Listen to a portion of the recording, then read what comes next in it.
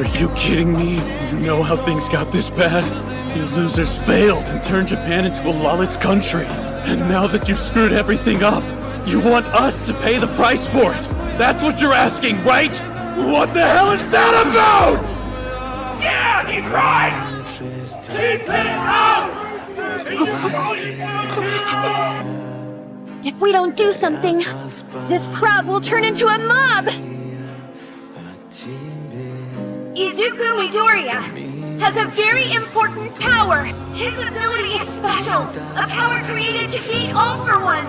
That's why the villains are after him. Why he's been fighting this whole time, and he's been doing it alone. He left to protect every one of us, but I want you to look at him now!